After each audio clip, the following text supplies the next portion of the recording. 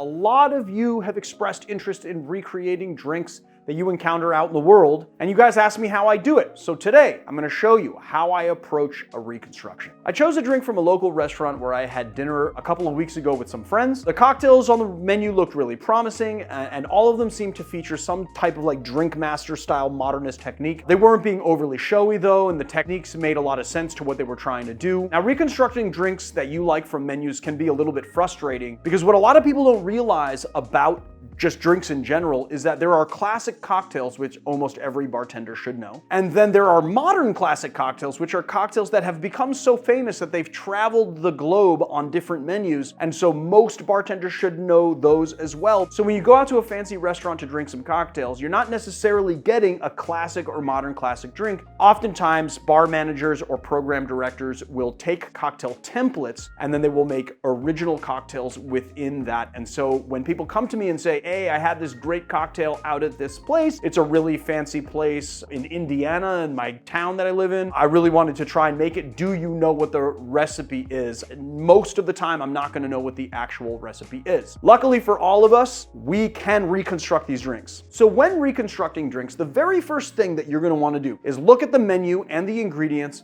and it will give you an idea of what the presentation is going to be. If you're recreating a drink you ordered from a restaurant, then you know what the glassware and the presentation is, and what kind of glass it's served in, what kind of ice was used, is it up or on the rocks, does it have egg whites? All of these are clues as to what template this cocktail is going to fall into. But if you were only given a menu with a vague list of ingredients, which many restaurants do to protect their IP, and you've never actually seen the cocktail, you can still make an educated guess as to how to recreate that drink based on those listed ingredients. A major asset when we're trying to recreate drinks from menus is the knowledge that all cocktails derive from just 6 recipes. And those are the Old Fashioned, the Manhattan, the Flip, Sour, Daisy, and Highball. These are all called root cocktails, and so when you see the ingredients of a drink, you can usually determine which category the drink belongs to. And because all root cocktails have ratios attached to them, you'll know the basic build of the drink. Now keep in mind that bars may play with specs, but going with the classic build is a great starting point. The rest is all about your sense of flavor and really tasting through the cocktail to dial it in, especially if you've been inside the restaurant and you had the drink. If you can,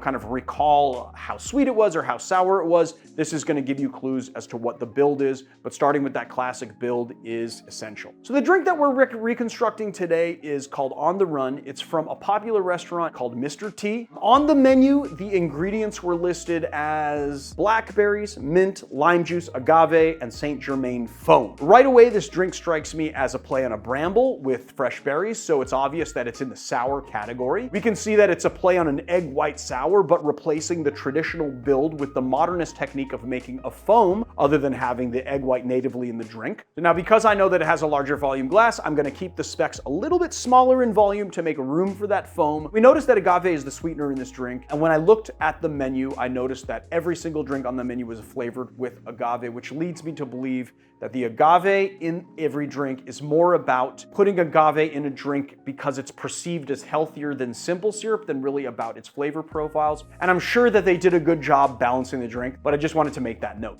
Okay, so let's get into making the cocktail. The first thing that we're gonna have to do is make the elderflower foam. And for that, we are going to need an Issy whipper. We are doing this a la minute. So we're gonna do 1 ounce of water here, 3 ounces of our Saint Germain or any elderflower liqueur, 2 egg whites, 1.5 ounces of lemon juice. And then we are going to charge this.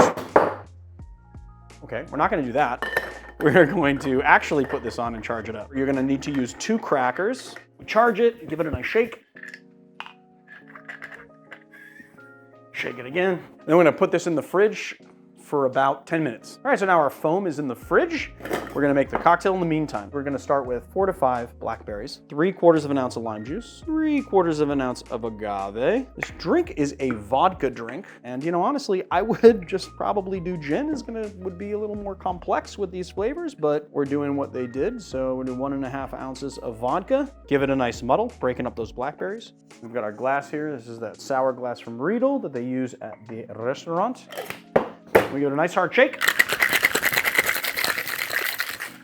You are going to have to double strain this to get any of the blackberry seeds and stuff out of the drink. And then we've got our foam here, and we're just gonna put that foam straight on top like so. They have this crumble on the top of it, and I assumed that it was blackberry, but when I asked the bartender, he told me it was actually blueberry. So the only dehydrated blueberries I could find had a little bit too much moisture in it, and it's really clumpy, as you can see. If you do your own blueberries, just make sure to get all that moisture out so you can make a dust. We're just gonna like crumble, and we're just gonna take a nice small mint leaf, slap it, stick it on. It's pretty nice, pretty nice. You got that lime, you got that agave. You taste a little bit of the warming flavor of the agave, which is nice. And then on top of that, you get that nice elderflower foam. There's no simple syrup inside the elderflower foam. We're just using the natural sweetness of the liqueur. Saint Germain is not very sweet. It's pretty tart, and so it's nicely balanced. It works really well.